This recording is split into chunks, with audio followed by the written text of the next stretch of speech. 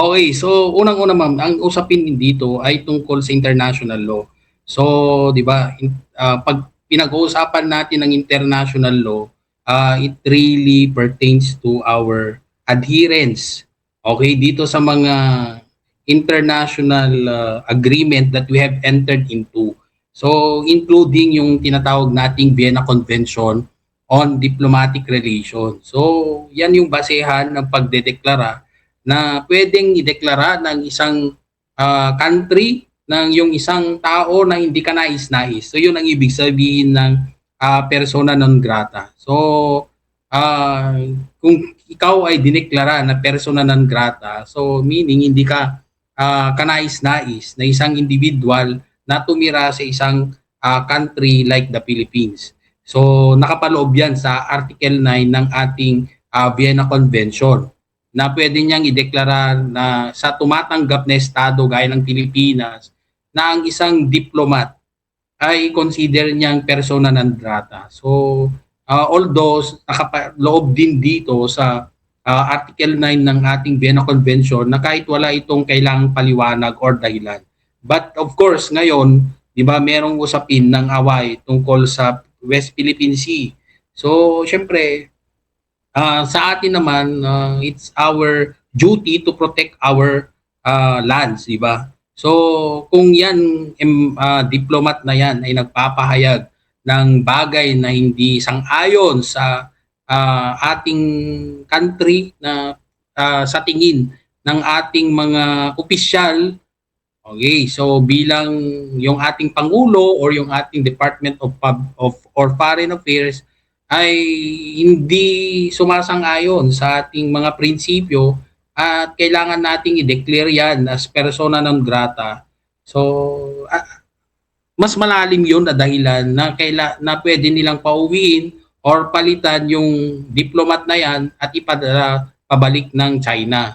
Okay, so yun ang pwedeng gawin na binabanggit yung pagdeklara doon sa tinatawag nating persona non grata. So yung ng legal na basehan. So kasi kung ikaw ay isang diplomat nakapaloob din sa ating Vienna Convention, dapat kung ikaw ay diplomat ng isang estado gaya ng Pilipinas, obligasyon mo na igalang okay yung batas ng iyong ng tumatanggap na estado gaya ng Pilipinas.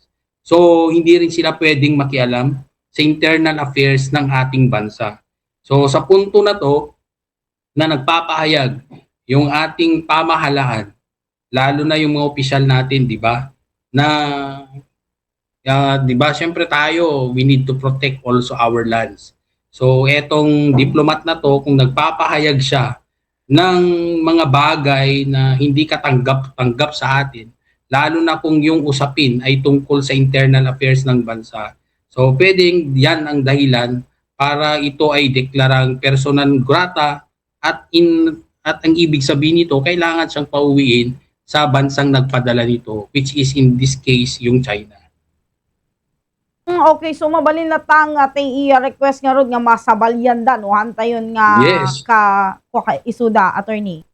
Yes, ma'am. So nakakalungkot lang kasing isipin na in this particular sensitive okay, na usapin tungkol sa awayan ng teritoryo, nakakalungkot lang isipin na yung mga nagpapahayag ng suporta doon sa mga other countries na umaangkin dito sa ating teritoryo, kapwa nating Pilipino. So sila pa ang parang nagpapahayag ng kanilang depensa doon sa other countries na pag sa tingin natin hindi dapat, di ba? Kasi kung ikaw ay bilang isang Pilipino, although sabihin natin na meron tayong tinatawag na archipelagic doctrine kasi dito nakasaad yung pag-describe kasi nga that we were required by the international community na base sa mga pinasukan nating mga agreements, kailangan nating gumawa ng batas na nagde-define ng ating kung ano ang mga nakapaloob Okay, na mga lupa na pag-aari ng Pilipinas. So ngayon na meron siyang soberanya. Okay, so independence, merong soberanya or independence. So dito sa archipelagic doctrine na to, define niya yung official archipelagic baselines ng Pilipinas. Unfortunately, siyempre doon sa paggawa ng archipelagic doctrine, hindi na-include yung islands ng West Philippine Sea, di ba? Nandun, yung mga Spratly Islands na kung tutuusin, when you look into the history, di ba? Pag titingnan mo sa history ng ating bansa, yung mga ano nga, 'di ba, yung mga foreigner before na sumakop sa atin, sa kanilang ginawang lumang to mapa, nakapaloob yung mga property, yung mga lands na yon. And another thing is that yung mga land na yon ay meron na ring mga Pilipinong nakatira. So ibig lang sabihin na there is what we call occupation. Okay, so meron tayong occupation with these lands na sana di ba? Yun na yung magpapatunay na tayo ang mas naunang nagmamay-ari doon sa mga islands na yun. Kaya lang moving forward, di ba? Nung nagkaroon ng archipelagic doctrine na pinasa sa Pilipinas, hindi nasali yung mga islands na yun. And then, yun nga, it's not part of our internal waters. Ginawa lang siyang exclusive economic zone na within its 200 nautical miles. So, kung hindi yan part ng other internal it is not within our territory. So ibig sabihin na meron lang tayong karapatan doon as an exclusive economic zone. So walang soberanya sa atin, but then yung karapatan lang natin doon ay bilang isang exclusive economic zone lang siya. So then that in that information that which we acknowledge, yun na yung nakapekto doon sa ownership natin over that land. Kasi doon na pumasok yung other countries claiming that particular lands to be their own. So anong ginawa nila? Kung, di ba, yung binanggit ko, kung that act of occupying those islands would mean that you own those islands, yun na yung ginawa ng China. Sila na yung nagpatayo ng mga kung ano-anong structure doon.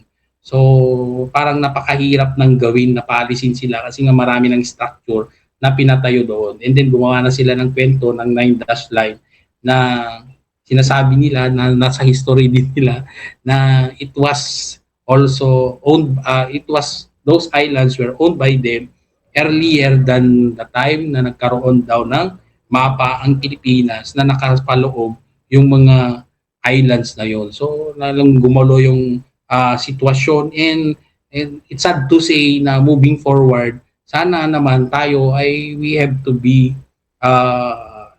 yung sana naman tayo ay naging matigas doon sa pag-aari doon. Kasi nga meron ng mga taong nandun.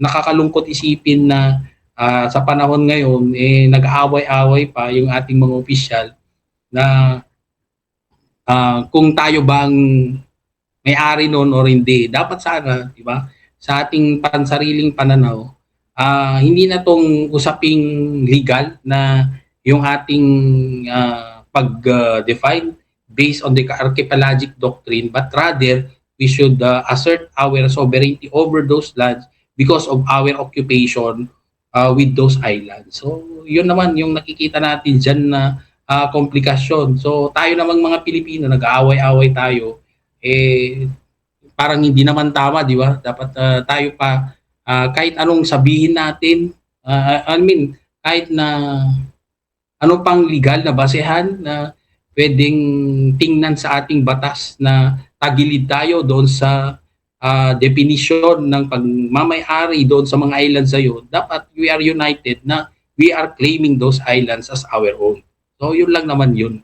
Okay, so naging komplikado na kasi nga meron din tayong mga senador na ewan ko na kung, di ba, kung magiging technical lang tayo lagi sa usapin ng batas, parang sa tingin ko at this point, hindi yun maganda. So mas mainam na we have to be stand firm of our claims over those lands, not because of this archipelagic doctrine na hindi siya nakapaloob within the 12 nautical miles na part of our lands, but then we own those lands because there are already Filipinos who are occupying those lands na mas nauna pa tayo kaysa yung sa kiniklaim ng kaysa yung mga pag pinapatay yung mga struktura ng China doon.